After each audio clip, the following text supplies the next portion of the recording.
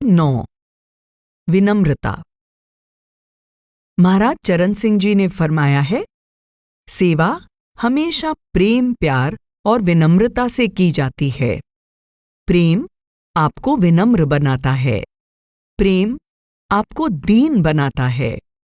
विनम्रता प्रेम का हिस्सा है और प्रेम सेवा का हिस्सा है। हुजूर महाराज जी के समय में एक अमीर घराने की सत्संगी महिला ब्यास रेलवे स्टेशन पहुंची। कुछ ऐसा हुआ कि उसका सामान उठाने के लिए, जो काफी ज्यादा था, ना तो कोई कुली था और ना ही डेरा जाने के लिए कोई साधन उपलब्ध था।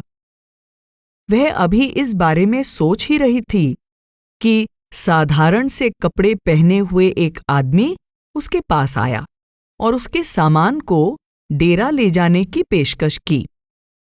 महिला का सामान उठाकर चलते हुए लगभग 1 मील का सफर हुआ था कि एक कार उनके पास आकर रुकी। कार में पहले से भी कुछ सवारियां बैठी हुई थीं। इसलिए महिला का सामान कार में रखने के बाद कार में सिर्फ उस महिला के ही बैठने की जगह थी। उस आदमी ने, जिसने महिला की मदद की थी, महिला से कहा कि वह ड्राइवर को जानता है और उस पर विश्वास करता है, इसलिए उसे ड्राइवर के साथ डेरे चले जाना चाहिए और वह पैदल चलकर डेरे पहुंच जाएगा। जब वह महिला डेरे पहुंची, तब उसने ड्राइवर से कहा कि वह उस भले मानस को सामान उठाने के लिए पैसे देना भूल गई। ड्राइवर ने हंसकर उससे कहा, मैडम, उन्हें पैसों की न तो उम्मीद है और ना ही इसकी जरूरत है। वह एक अमीर और लगन से काम करने वाले सेवादार हैं। वह सेवादार एक अनजान इंसान का भारी सामान उठाकर उसके साथ लगभग 1 मील तक पैदल चलता रहा, लेकिन उसने एक बार भी महिला को यह नहीं जताया कि सेवादार के अलावा उसका कोई और ओहदा भी है। ऐसी विनम्रता बहुत कम देखने को मिलती है। महाराज सावन सिंह जी ने फरमाया है, कोई अच्छी करनी करने से पहले अगर हम मन में विनम्रता और दीनता का भाव नहीं रखते, ना ही करनी करते वक्त मन में हलीमी और हमदर्दी होती है, और उस करनी के खत्म होने के बाद उसे मालिक और सद्गुरु की बख्शिश नहीं समझते, तो हमारे आपा भाव के कारण यह शुभ करनी, जिसकी कामयाबी पर हम खुश हो रहे थे, हमारे हाथों से छिन जाती है।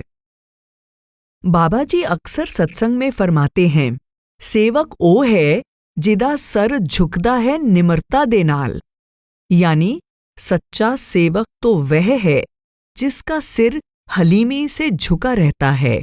हमारी हौमे को ललकारने वाले इस जबरदस्त काम में, जिसे सेवा कहते हैं, हम सब कई बार प्रतिक्रिया करते हैं, पश्चाताप करते हैं, और हर बार हमें विनम्र बनने का सबक मिलता है। संत महात्मा समझाते हैं कि तन की सेवा का मकसद ही हमारे अंदर विनम्रता पैदा करना है। महाराज चरण सिंह जी फरमाते हैं, संतों ने मन को विनम्र बनाने के लिए और अहंकार को मिटाने के लिए ही सेवा शुरू की थी। संत विनम्रता का जीता जागता उदाहरण हैं। डेरा में शाम की एक मीटिंग के दौरान बाबा जी से किसी ने पूछा कि वह खुद को किस नजर से देखते हैं। बड़े ही सहज भाव से उन्होंने जवाब दिया, एक सेवादार के रूप में। सभी संत महात्माओं की यह अजब खूबी है कि वे गैर मामूली इंसान और रूहानियत के बादशाह होने के बावजूद अपने आप को एक सेवादार के रूप में देखते हैं, संगत का दास समझते हैं। महाराज चरण सिंह जी ने फरमाया है, मैं परमात्मा का दास हूं और परमात्मा सब में है। इसके उलट आज की दुनिया में निजी कामयाबियों, सफलताओं और दौलत को ही सराहा जाता है। विनम्रता को कमजोरी के रूप में देखा जाता है, मानो यह दूसरे युग की कोई चीज हो। लेकिन संत समझाते हैं कि विनम्र होना एक बहुत बड़ी ताकत है। महाराज सावन सिंह जी ने फरमाया है, विनम्र होना कमजोरी नहीं है, यह ऐसी जोरदार ताकत है जिसके आगे दुनिया की बड़ी बड़ी ताकतों को सिर झुकाना पड़ता है। विनम्र होकर ही इंसान अपने आप को जीत सकता है। विनम्र इंसान को कोई ताकत नहीं हरा सकती, क्योंकि उसकी दीनता के पीछे मालिक की गैबी ताकत काम करती है। विनम्रता महापुरुषों का गहना है। एक अच्छा सेवादार बनने की चाह में हम ऊपरी तौर पर अपनी समझ के मुताबिक विनम्र बनने की कोशिश करते हैं। हम अपने साथी सेवादारों और सद्गुरु के आगे सिर झुकाते हैं। हम अपने आप को सद्गुरु का एक मामूली सेवादार कहलाते हैं, जबकि हो सकता है कि हमारा बर्ताव इसके उलट हो। कहने को तो हम कह देते हैं, मैं तो एक मामूली सेवादार हूं, मुझे जो सेवा मिली है मैं तो इसके लायक भी नहीं हूं। हो सकता है कि हमारा इरादा नेक हो, हम विनम्र बनने की कोशिश कर रहे हों, लेकिन सद्गुरु फरमाते हैं कि यह कोरे लफ्ज हैं। जैसे महाराज सावन सिंह जी ने फरमाया, सच्ची विनम्रता कभी दिखावा नहीं करती, न ही ज्यादा नम्रता भरे लफ्जों के हेर फेर में उलझती है। विनम्रता हमारे लफ्जों में नहीं, बल्कि हमारी करनी, हमारे बर्ताव में झलकनी चाहिए। हुजूर महाराज जी फरमाया करते थे कि किसी इरादे से विनम्र बनना या बनावटी विनम्रता का दिखावा करना नकली गहने की तरह है। बहुत ज्यादा विनम्र बर्ताव साथी सेवादारों को प्रभावित करने के बजाय परेशान कर सकता है, और हो सकता है कि वे मन ही मन चाहते हों कि हम सहज ढंग से पेश आएं। विनम्रता का मतलब यह नहीं है कि हम खुद को छोटा दिखाएं, नीचा दिखाएं या अपने बारे में तुच्छ विचार रखें। असल में ऐसा करना भी हौमे की निशानी है, क्योंकि ऐसा करते हुए हम सिर्फ अपने बारे में ही सोचते हैं। विनम्रता का मतलब है अपने आप को पूरी तरह भुला देना। अक्सर कहा जाता है कि सच्ची विनम्रता अपने आप को नाचीज समझने में नहीं, बल्कि अपने बारे में कम सोचने में है। सच्ची विनम्रता हम खुद पैदा नहीं कर सकते, यह सेवा और भजन सिमरन का नतीजा है। हुजूर महाराज जी समझाया करते थे कि कैसे भजन सिमरन का हम पर प्रभाव पड़ता है, क्योंकि आप परम पिता का नूर हर किसी में देखते हैं और आप जानते हैं कि परमात्मा के सामने हम कितने नाचीज हैं। इसलिए आपको हर इंसान अपने से बेहतर दिखाई देने लगता है। जब यह एहसास होने लगता है, तब हमें इंसान नहीं दिखाई देते, बल्कि हर एक में परमात्मा का नूर दिखाई देता है। हम परम पिता के सामने नतमस्तक हो जाते हैं, तब किसी को दुख पहुंचाने का सवाल पैदा नहीं होता, नीचा दिखाने की बात ही नहीं आती, और अपने आप को किसी से बड़ा समझने का ख्याल ही पैदा नहीं होता। बरसों के भजन सिमरन के बाद स्वभाव में विनम्रता आती है, लेकिन यह जानते हुए भी संत महात्मा हमें बार बार विनम्र होकर सेवा करने के लिए कहते हैं। इसका मतलब है हम अभी भी अपनी तरफ से कुछ कोशिश कर सकते हैं। हम छोटे ही सही, पर कुछ ऐसे महत्वपूर्ण कदम आज ही उठा सकते हैं जिससे सेवा करते हुए हमारे रवैये में कम अहंकार उभर कर आए। कुल मालिक, सद्गुरु और संतमत पर चल रहे अन्य सत्संगियों के सामने अपनी हैसियत को मद्देनजर रखते हुए हम अपने सद्गुरु और साथी सत्संगियों को अपनी सेवा से खुश करने की कोशिश तो कर सकते हैं। अपने हौमे को दरवाजे पर ही छोड़कर आएं।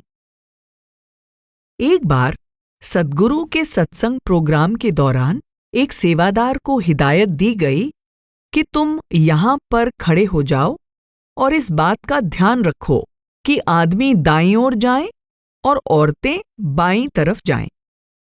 सेवादार बड़ी तवज्जो के साथ वैसा ही करता गया।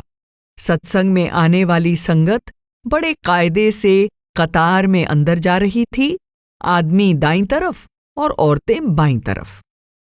कुछ समय बाद कोई उस सेवादार के पास दौड़ता हुआ आया और कहने लगा कि अमुक इंसान को तुरंत आपकी जरूरत है, आपको अभी जाकर उनसे मिलना होगा।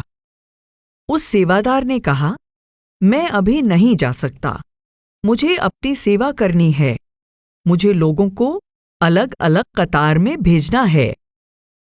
उस आदमी ने सेवादार से कहा, आप चिंता मत करो, आप जाकर तुरंत उनसे मिलो और इस कतार को मैं देख लूंगा। सेवादार दूसरा काम करने के लिए चला तो गया, लेकिन वह सारे समय यही सोचता रहा कि वहां सेवा पर उसकी जरूरत थी। उस काम से फारिग होकर जब वह पुरानी जगह वापस पहुंचा जहां वह सेवा छोड़कर गया था, तो उसने देखा कि वहां पौधा लगा एक गमला रखा हुआ था और आदमी दाईं तरफ और औरतें बाईं तरफ बड़े आराम से जा रहे थे।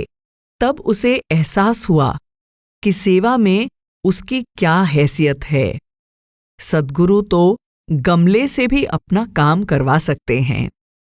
इस तरह की घटनाएं हमें यह सोचने पर मजबूर करती हैं, मैं तो कुछ नहीं कर रहा, सब काम तो वह मालिक करवा रहा है और हम तो बस उसके हाथ की कठपुतली हैं।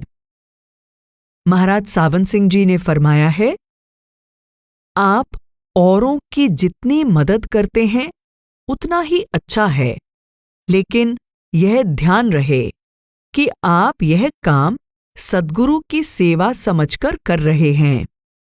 इसके बारे में आपके मन में लेश मात्र भी हौमे पैदा नहीं होना चाहिए। यही सोचें कि जो कुछ किया जा रहा है वह सद्गुरु कर रहे हैं, हम नहीं। गुरु गद्दी पर बैठने से पहले महाराज सावन सिंह जी सेवा में कुछ पैसे भेजा करते थे। उन्होंने अपने सद्गुरु बाबा जयमल सिंह जी को चिट्ठी में लिखा कि उन्होंने इसके बारे में किसी को नहीं बताया है ताकि उनके मन में हौमे ना आ जाए।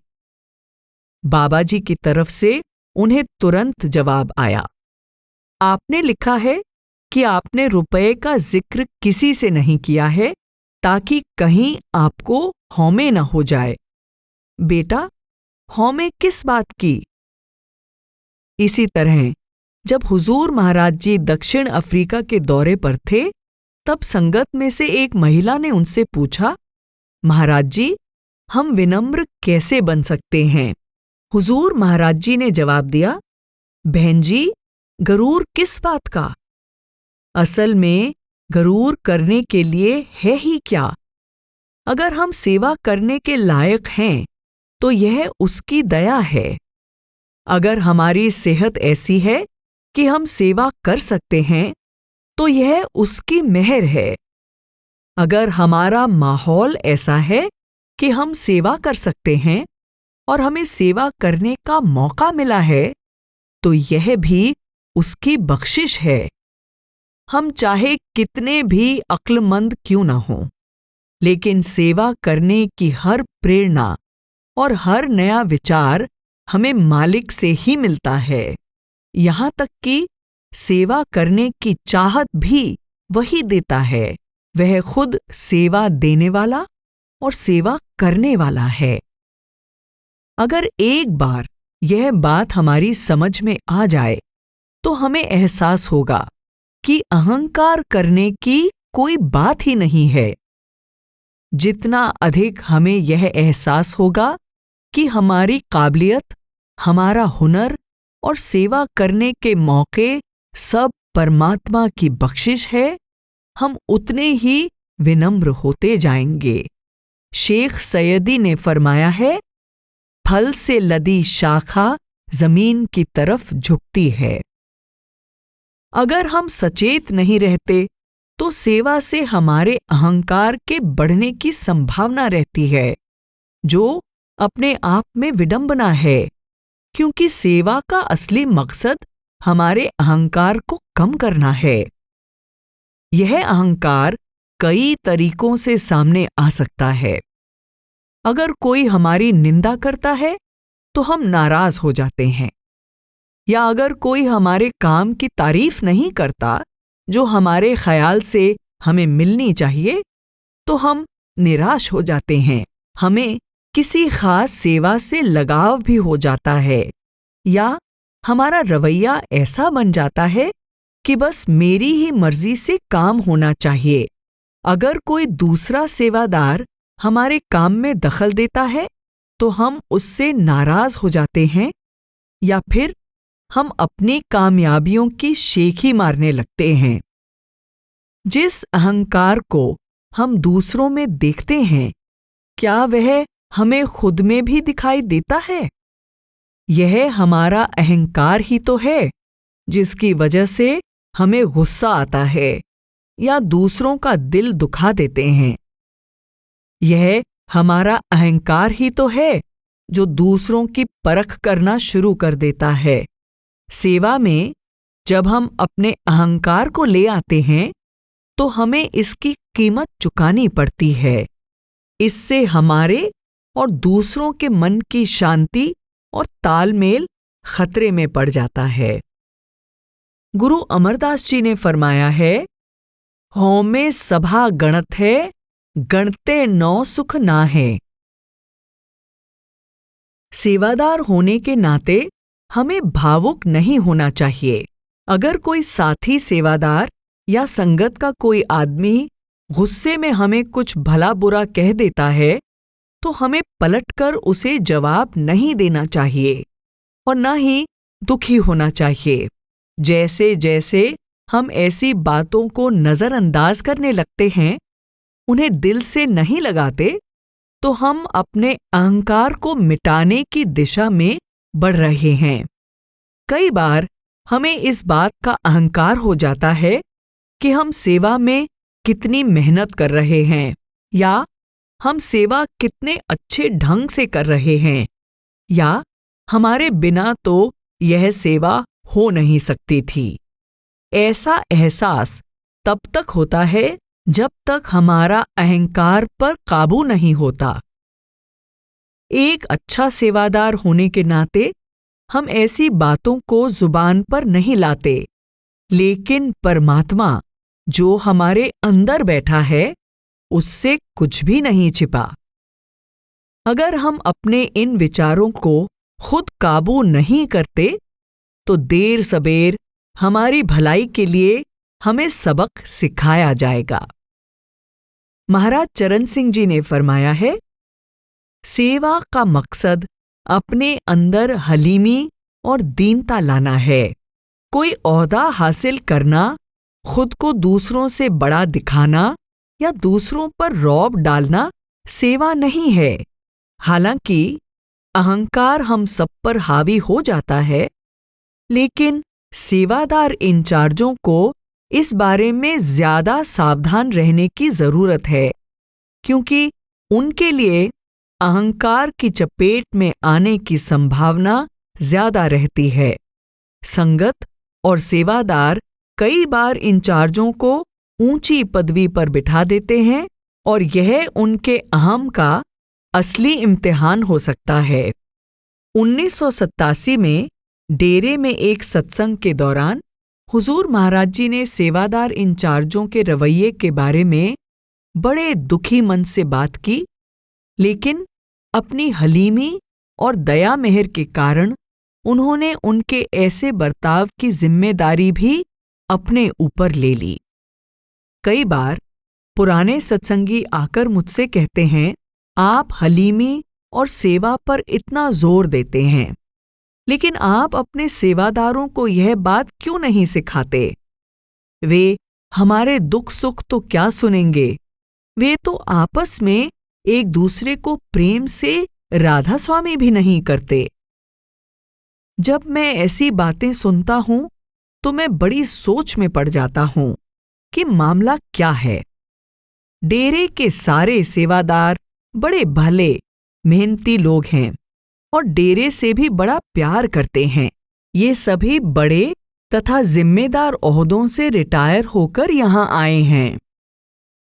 फिर मुझे ख्याल आता है कि हुजूर बड़े महाराज जी और सरदार बहादुर महाराज जी के समय में रिहायश और दफ्तर के लिए सिर्फ 2 कमरे हुआ करते थे। एक पीछे था और एक आगे। पिछले कमरे में पहले राय साहब हर नारायण रहा करते थे। उनके बाद लाला मुंशी राम वहां रहने लगे। उनका दफ्तर एक कमरे में ही था। दफ्तर का सारा कामकाज बाहर बरामदे में रखे हुए तख्त पर होता था। उन्होंने 50-60 साल उस लकड़ी के तख्त पर ही काम किया, जिस पर केवल एक रुई का पतला सा गद्दा बिछा रहता था। अब मैंने इतना खूबसूरत सेक्रेटेरिएट बनवा दिया है। हर अफसर के पास संगमरमर के फर्श वाला अपना कमरा है। उन्हें हर तरह की सहूलियतें दी गई हैं। उनके पास ओहदा है, लेकिन ये सभी लोग अपनी नौकरी के दिनों की हुकूमत की कुर्सियों से उठकर यहाँ कुर्सियों पर आकर बैठ गए हैं। शायद मेरा ही कसूर है कि मैंने उन्हें यह समझने का मौका ही नहीं दिया कि डेरे की सेवा होती क्या है, सेवा कहते किसे हैं। सेवा में विनम्रता होनी चाहिए, सेवा में समर्पण की भावना होनी चाहिए। अगर हम सेवा शुरू करने से पहले सोचें कि हम सेवा तभी करेंगे जब हम में हलीमी आएगी, तो हम कभी सेवा नहीं कर पाएंगे। सेवा तो विनम्रता लाने में हमारी मदद करती है। एक बार एक सत्संगी ने हुजूर महाराज जी से पूछा, अगर हम संगत की सेवा कर रहे हैं और साथ ही यह भी महसूस हो रहा है कि हम में इतना अहंकार है कि हमारी सेवा में भी यह अहंकार झलकता है, या फिर हमारे द्वारा दिए गए सत्संग में भी अहंकार नजर आता है, तो क्या हमें सेवा छोड़ देनी चाहिए जब तक हम सेवा से थोड़ा और बेलाग नहीं हो जाते? हुजूर महाराज जी ने जवाब दिया, सेवा छोड़ने के बजाय हमें अहंकार छोड़ना चाहिए। देर सवेर सेवा आपके अंदर विनम्रता पैदा करने में मदद करेगी। अगर आपको लगता है कि आप जो सेवा कर रहे हैं उसके साथ अहंकार जुड़ा हुआ है, तो अच्छा होगा कि आप उस अहंकार को छोड़ें। हालात से भागकर हम किसी समस्या को हल नहीं कर सकते। हमें हालात से निपटना होगा। इसलिए जब हम सेवा के लिए आते हैं, तब हमें अपनी हौमे को पीछे छोड़कर मालिक के सेवादार की हैसियत से आना चाहिए।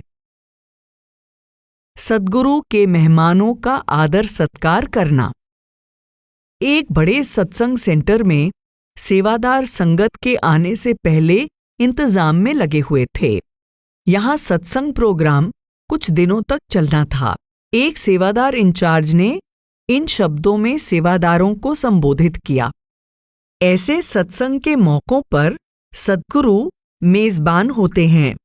संगत उनके द्वारा बुलाई गई मेहमान होती है और सेवादार सद्गुरु के घर में काम करने वाले दास होते हैं। हमें सद्गुरु द्वारा बुलाए मेहमानों की सेवा करके अपने सद्गुरु को खुश करने का मौका मिलता है। सद्गुरु के घर के दास होने के कारण हमारी जरूरतों का ध्यान रखना सद्गुरु की जिम्मेदारी है, ताकि हम निश्चिंत होकर सेवा कर सकें। सद्गुरु जब किसी सत्संग सेंटर में जाते हैं, तब वहां काम बहुत बढ़ जाता है। क्योंकि बड़ी तादाद में लोग उनके दर्शन के लिए आते हैं। वहाँ बहुत ही उम्मीद और उत्साह का माहौल होता है। सेवादारों को बहुत कुछ करना होता है। कारों और बसों की पार्किंग करवाना, परिवार वालों को बच्चों वाली जगह पर भेजना, बुजुर्गों और शारीरिक रूप से असहाय लोगों का ध्यान रखना, खान पान का प्रबंध करना और संगत को सत्संग पंडाल का रास्ता बताना ताकि वे वहां समय से पहुंच सकें और आराम से बैठ सकें। लोग बहुत उत्साहित होते हैं। जितना हो सके उतना वे सद्गुरु के नजदीक बैठना चाहते हैं। संगत के ज्यादा तादाद में आने की वजह से उनका इंतजाम करना काफी पेचीदा काम हो सकता है और जिसकी वजह से कभी भी मुश्किल हालात पैदा हो सकते हैं। सेवादार होने के नाते जब हमें ऐसी चुनौती का सामना करना पड़ता है जो हमारी हद से बाहर है, तब हमें कैसा बर्ताव करना चाहिए? यकीनन सद्गुरु चाहते हैं कि जब संगत सत्संग में आए तो उन्हें खुशी और शांति भरा माहौल मिले। उन्हें ऐसा माहौल देना हमारी जिम्मेदारी है, क्योंकि हम सद्गुरु के नुमाइंदे होते हैं। जब हम मुस्कुराकर संगत का स्वागत करते हैं तो उन्हें अच्छा लगता है और वे हमारे साथ सहयोग करना चाहते हैं। जब हम प्रेम प्यार से उनके सवालों और ज़रूरतों को पूरा करते हैं तो उन्हें लगता है कि सद्गुरु उनकी संभाल कर रहे हैं। भारत में सेवादार अक्सर कहते हैं कि सेवा में मुंह बंद रखना है और झुक झुक के सेवा करनी है, जिसका भाव है कि कम बोलें और विनम्र भाव से सेवा करें। महाराज सावंत सिंह जी ने फरमाया है, परमात्मा की ओर जाने का पहला रास्ता विनम्रता है, दूसरा भी विनम्रता और तीसरा भी विनम्रता ही है। हो सकता है कि कभी संगत के कुछ लोग सेवादारों की कही बात न समझ पाए हों या फिर मानना न चाहते हों। उस समय यह याद रखना चाहिए कि वे हमारे सद्गुरु के सत्कार योग्य मेहमान हैं और हमें उनकी खुशी हासिल करनी है। इसका तरीका है कि हम संगत के साथ बहुत ही आदर भाव के साथ पेश आएं, चाहे वे हमारे हिसाब से सही हैं या नहीं।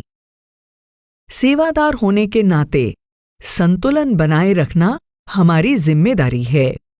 हमारा फर्ज है कि हम संगत के आराम का ध्यान रखें और उनकी जायज जरूरतों और मांगों को पूरा करें। लेकिन इसके साथ ही कुछ हद तक अनुशासन बनाए रखना और दृढ़ता से निर्देश देना भी जरूरी है, जिससे इतनी तादाद में आई हुई संगत को ठीक से और हिफाजत से बिठाया जा सके। कई लोग कुछ नियमों से चिढ़ जाते हैं, लेकिन आखिर सभी की इसमें भलाई है। यह हमारी जिम्मेदारी है कि जो हिदायतें दी गई हैं, हम उनका पालन करें। निर्देश देना भी एक कला है। अपनी मर्जी, अपनी शख्सियत और अपनी अहमियत जताए बिना संगत का बड़े प्रेम से सही मार्गदर्शन करना। ऐसा करते हुए अगर कोई हमारा कहना ना माने तो परेशान नहीं होना चाहिए। आखिर हम ऐसा कुछ नहीं करना चाहते जिससे सद्गुरु या उनकी शिक्षा के उलट कोई बात हो जाए या फिर संगत के गुरु घर आने की खुशी पर कोई असर पड़े। पर्दे के पीछे रहकर सेवा करना। किसी सियाने सेवादार ने कहा था, अच्छा प्रबंध कभी नजर नहीं आता। यानी हर चीज इतनी अच्छी तरह से व्यवस्थित होनी चाहिए कि संगत को एहसास ही न हो कि इस व्यवस्था के लिए कितना प्रबंध किया गया है। जब हर चीज पहले से ही सही ढंग से व्यवस्थित होती है तो आखिरी समय में आपाधापी और भाग दौड़ की जरूरत नहीं पड़ती और संगत को परेशानी भी नहीं होती। मकसद है कि हम बिना किसी की नज़र में आए सेवा करें। हमें सेवा करते हुए कभी अपनी अहमियत का दिखावा नहीं करना है। हमें संगत और सद्गुरु के बीच अपने आप को पोशीदा यानी छुपा कर रखना है, लेकिन जब भी संगत को हमारी मदद या मार्गदर्शन की जरूरत हो तो हमें हमेशा हाजिर होना चाहिए। सद्गुरु हमारे सेंटर में आ रहे हैं तो ऐसी भावना अचानक तो हमारे अंदर पैदा नहीं हो सकती। हमें इसकी आदत डालनी है ताकि समय के साथ यह हमारे स्वभाव का हिस्सा बन जाए। कोई मांग न रखना। एक सत्संगी ने याद करते हुए बताया कि एक बार वह डेरे में शाम को हुजूर महाराज जी के साथ सैर कर रहा था। वे एक सेवादार के पास से गुजरे जो कुछ घरों की छत की सफाई और रंग रोगन कर रहा था। उसे देखकर हुजूर महाराज जी ने कहा, यह है सच्ची सेवा। हुजूर ने कहा, वह ऐसी जगह चुनता है जहां लोग कम आते जाते हैं ताकि कोई उसे सेवा करते हुए न देखे। यह सेवादार कुछ नहीं मांगता। साथ में सैर कर रहे सेवादार ने हुजूर महाराज जी से पूछा कि उनका मांग ना रखना से क्या मतलब है। हुजूर ने कहा कि उसने कभी भी मेरे आगे कोई मांग नहीं रखी। कुछ न मांगना अपने आप में एक बहुत बड़ी खूबी है। महाराज चरण सिंह जी ने फरमाया है, हमारी चाहतें, हमारी मांगें, हमारी अभिलाषाएं और हमारी ख्वाहिशें हमें दुखी करती हैं। ये जब पूरी नहीं होती हैं तब हम दुखी हो जाते हैं। हम जानते हैं कि हमारी मांगों, इच्छाओं और अभिलाषाओं के लिए सेवा में कोई जगह नहीं है। इसीलिए हमें कुछ भी मांगने की कोशिश नहीं करनी चाहिए। सेवा में हमें खास सेवा की भी मांग नहीं करनी चाहिए।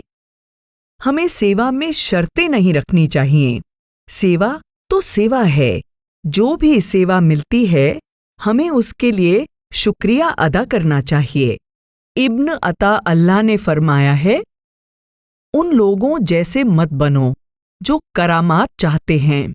नतीजे की चाहत किए बिना एक आजिज सेवादार बनकर सब्र से रहो। यह बंधन एक इंसान को दूसरे इंसान से नहीं जोड़ता, बल्कि दिल को हक से जोड़ता है। विनम्र होने का यह मतलब नहीं कि हमें सेवा में कभी सुझाव नहीं देने चाहिए। अगर हमें किसी चीज की जरूरत है और हम महसूस करते हैं कि उससे हमें मदद मिलेगी, तो हम उसके लिए अर्ज कर सकते हैं। अगर हमें कुछ चाहिए या हमें कोई परेशानी है और हम उस परेशानी के बारे में किसी से बात ही नहीं करेंगे, तो दूसरों को कैसे पता चलेगा कि कोई समस्या है। लेकिन मांगने में और दावा करने में फर्क है। जिस चीज को हम एक जायज मांग समझते हैं, हो सकता है दूसरों को वैसा ना लगे। अगर हमारी बात नहीं मानी जाती तो हमें उस फैसले को खुले दिल से मंजूर करना चाहिए। एक बड़े सत्संग घर के निर्माण के दौरान बाबा जी ने सेवादारों को जो संदेश दिया उसका सार आगे बताया जा रहा है। ये लफ्ज उनके द्वारा कहे गए हूबहू लफ्ज नहीं हैं, लेकिन इससे साफ जाहिर होता है कि वे चाहते हैं कि हम बिना शर्तों के अपनी सेवा निभाएं। हम सब यहाँ सेवा के लिए आते हैं, जो एक अच्छी बात है, लेकिन हम सेवा करते कैसे हैं यह ज्यादा अहम है। जब हम सेवा के लिए आते हैं तो हमें किसी तरह की शर्तों को आगे नहीं रखना चाहिए। जो इंतजाम किए गए हैं वो जैसे हैं वैसे ही आपको उन्हें अपनाना चाहिए। ये लोग जो कुछ भी यहाँ करते हैं पहले मुझसे पूछते हैं। मैं जानता हूं कि जब आप यहाँ आते हैं तो आपकी सभी जरूरतें पूरी नहीं होती। यह सेंटर नया है। हम अभी बड़े और खास कामों पर ध्यान देने की कोशिश कर रहे हैं। समय आने पर चीजों में और सुधार होगा। यह सेंटर मेरा नहीं है और ना ही किसी खास आदमी का है, यह तो सारी संगत का है। अगर हमारे घर ज्यादा मेहमान आ जाएं, तो कभी कभी हमें उन हालात में गुजारा करना पड़ता है। हम हमेशा वे सहूलियतें नहीं दे पाते जो हम देना चाहते हैं। हम कभी फर्श पर सोकर या चारपाइयों को इधर उधर करके भी गुजारा करते हैं और एक दो दिन थोड़ी कम सहूलियत के साथ भी गुजार लेते हैं। इसी तरह सेंटर में आकर अगर आपको ऐसा करना पड़े तो आपको फर्क नहीं पड़ना चाहिए। जब आप सेवा के लिए आते हैं तो आपको बिना किसी शर्त के खुद को सेवा में सौंप देना चाहिए। आप प्रबंधकर्ताओं को फैसला लेने दें कि वे आपकी सेवाओं को कैसे बेहतर तरीके से इस्तेमाल करते हैं। अगर कोई हमें दुख पहुंचाने के लिए कुछ कहता है तो हमें उसे उलटकर जवाब नहीं देना चाहिए। अगर हम ऐसा करते हैं तो हम अपने कर्म बढ़ा रहे हैं, जिसका हमें भुगतान करना पड़ेगा। इसके बजाय हमें सोचना चाहिए कि हमारे कुछ कर्म कट गए। सादगी और सरलता। सद्गुरु हमेशा सेवा में सादगी रखने की याद दिलाते हैं। जब ब्यास में डेरा अस्पताल की योजना बन रही थी तो आर्किटेक्ट हुजूर महाराज जी को कई सुंदर और आधुनिक डिजाइन लाकर दिखाते थे। उनको बड़ी निराशा होती जब हुजूर उनके लाए हुए सब नक्शों को नामंजूर कर देते। फिर हुजूर ने उन्हें प्यार से समझाया, यह अस्पताल न आपके लिए है और न मेरे लिए। यह उन सीधे सादे लोगों के लिए है जो यहां अपना इलाज करवाने के लिए आएंगे। इसलिए हम नहीं चाहते कि अस्पताल की इमारत उन्हें अजीबो-गरीब या हावी होने वाली लगे, भले ही वह कितनी भी खूबसूरत क्यों न हो। सद्गुरु समझा रहे थे कि सत्संग सेंटर और अस्पतालों को बनाने का मकसद इसकी सुंदरता के जरिए लोगों को प्रभावित करना या अपनी काबिलियत का दिखावा करना नहीं। सद्गुरु से सीख लेकर हम भी सरलता अपना सकते हैं। सत्संगकर्ता संतमत की शिक्षा को सरल लफ्जों में समझा सकते हैं। यही बात किताबों और उनके अनुवाद पर भी लागू होती है। लेखक और किताबों के अनुवादकर्ता सरल और साफ लफ्जों में बयान करने की कोशिश कर सकते हैं। सद्गुरु अपनी मिसाल के जरिए हमें समझाते हैं कि वाणी, किताबों, पत्रिकाओं और सत्संगों का मकसद हमें भजन सिमरन करने के लिए प्रेरित करना है और हमारे दिलों को मालिक के प्रेम से भरना है, न कि भाषा पर अपनी पकड़, अपने ज्ञान या बोलने के अंदाज का कोई दिखावा करना। महाराज चरण सिंह जी ने फरमाया है, जिंदगी तो बहुत सीधी सादी है, लेकिन हम लोग इतनी समस्याएं और उलझनें पैदा कर लेते हैं कि उन्हें सुलझाने में सारी जिंदगी बिता देते हैं। पता नहीं हम सीधी सादी बातों को सीधी तरह से कब सीखेंगे। निंदा और बड़ाई के समय संतुलन बनाए रखना। हमें कैसे पता चले कि हम विनम्र हो रहे हैं या नहीं? इसकी परख हम तभी कर सकते हैं जब हमारा निंदा या सम्मान से वास्ता पड़ता है।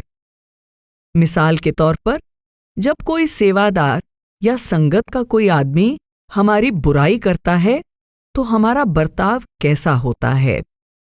क्या उस वक्त हमारे अहंकार को ठेस लगती है या हम प्रेम और शांति से उसका जवाब देते हैं? हमारा बर्ताव, हमारी प्रतिक्रिया ही इस बात का सबूत है कि हम में कितनी विनम्रता है।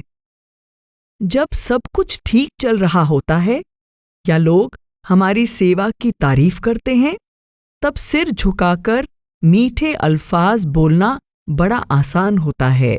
लेकिन जब हमारी सेवा की बुराई होती है या कोई रूखा व्यवहार करता है, तब उसे सहजता से स्वीकार करना बड़ा मुश्किल है। दुनिया में हम हमेशा अपनी तारीफ सुनना पसंद करते हैं, निंदा से दूर रहना चाहते हैं, लेकिन रूहानियत में निंदा को हमेशा फायदेमंद माना जाता है, क्योंकि यह हमारी हौमे पर चोट करती है और हमें विनम्र बनाती है। दूसरी ओर तारीफ हमारी हौमे को बढ़ावा देती है, जिससे हमारा दिमाग खराब हो सकता है।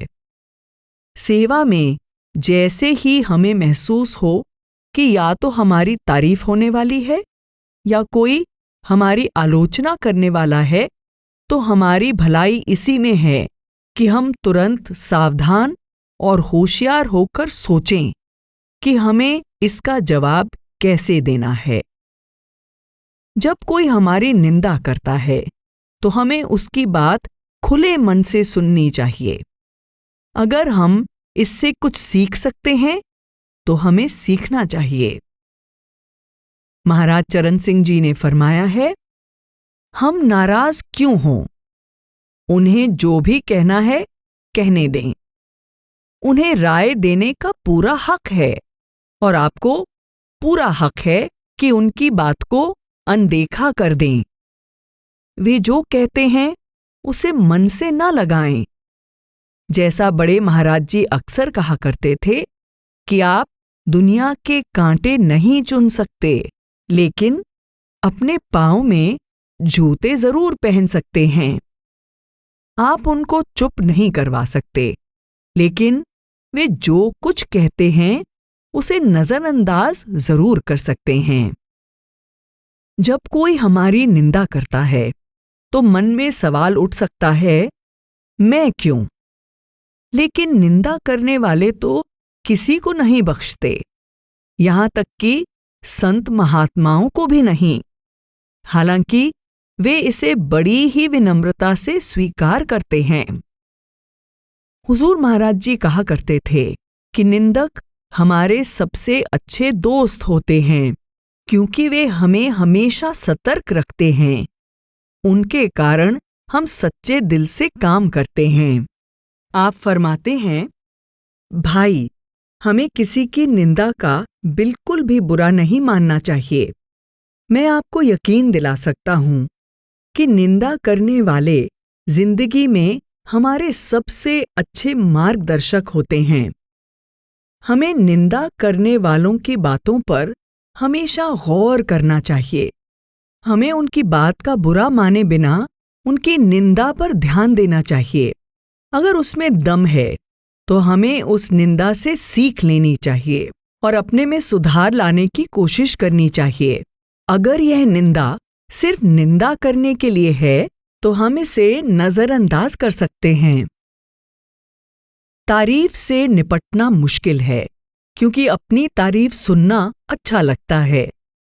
सेवा में अगर सेवादार अच्छा काम करते हैं, तो हमें उनकी तारीफ करनी चाहिए, क्योंकि इससे उन्हें पता चलता है कि वे सही ढंग से काम कर रहे हैं और उनकी हौसला अफजाई होती है।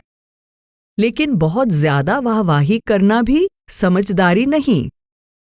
हमें याद रखना चाहिए कि ज्यादा खुशामद और चापलूसी करने से किसी का भला नहीं होता। दरअसल चुनौती तो उसके सामने है जिसकी तारीफ की जाती है। जब कोई हमारी सेवा की तारीफ करता है, तो हम कह देते हैं, यह सब उसकी दया है, या मैं तो इसके काबिल नहीं, या मैंने कुछ नहीं किया, वही सब करने वाला है, आदि। ऐसा कहने में कोई हर्ज नहीं, क्योंकि ऐसे अल्फाज हमें याद दिलाते हैं कि करने वाला तो वह मालिक है। लेकिन आखिरकार ये मात्र लफ्ज हैं।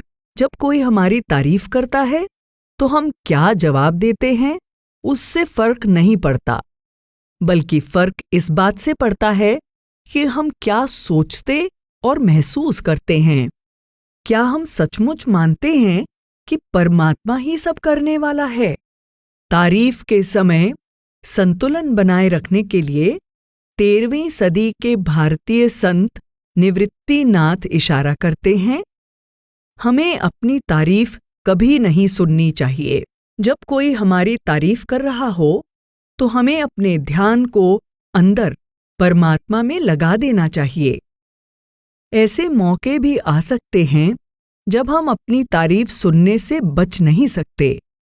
ऐसे मौकों पर हमें तारीफ को बड़े ही सहज भाव से स्वीकार करना चाहिए और तारीफ करने वाले का शुक्रिया अदा करना चाहिए। उस समय सिमरन करने से मदद मिलती है और तारीफ हम पर हावी नहीं होती। जेपी वासवानी जी ने फरमाया है, अपनी काबिलियत और अपनी खूबियों को छिपाना या अपने आप को बहुत बुरा समझना विनम्रता नहीं है, बल्कि विनम्रता यह समझने में है कि हम जो भी हैं और हमारे पास जो कुछ भी है वह सब परमात्मा की देन है। गुमनाम रहना। कई बार हम इस बात से दुखी हो जाते हैं कि हमारी सेवा की तारीफ नहीं हो रही। हो सकता है कि हमें महसूस हो कि कोई हमारी ओर ध्यान नहीं दे रहा। हमारी ऐसी सोच समझ में आती है, क्योंकि दुनियावी मामलों में कड़ी मेहनत के बाद हम यह उम्मीद करते हैं कि हमारी पीठ थपथपाई जाएगी। लेकिन परमार्थ के रास्ते पर ऐसी बातों की कोई अहमियत नहीं, और यह बात समझने में थोड़ा वक्त लग सकता है।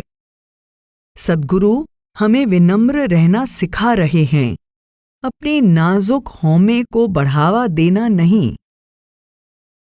अगर कोई हमारे काम की सराहना करता है तो अच्छी बात है, लेकिन हमें यह उम्मीद नहीं रखनी चाहिए कि कोई आकर हमें शुक्रिया कहेगा। हम इसके लिए तो सेवा नहीं करते। इसी वजह से सत्संग में सत्संगकर्ता का नाम ऐलान नहीं किया जाता, क्योंकि इस बात से कोई फर्क नहीं पड़ता कि सत्संग कौन कर रहा है। सत्संग के बाद हम संगत को यह नहीं कहते कि वे उन सेवादारों के लिए तालियां बजाएं जिन्होंने नए सत्संग शेड बनाने में इतनी मेहनत की है। हम उन हजारों सेवादारों को जानते भी नहीं जो सामने आए बिना चुपचाप उन सेवा कार्यों को पूरा करते हैं जिनसे संगत को फायदा पहुंचता है।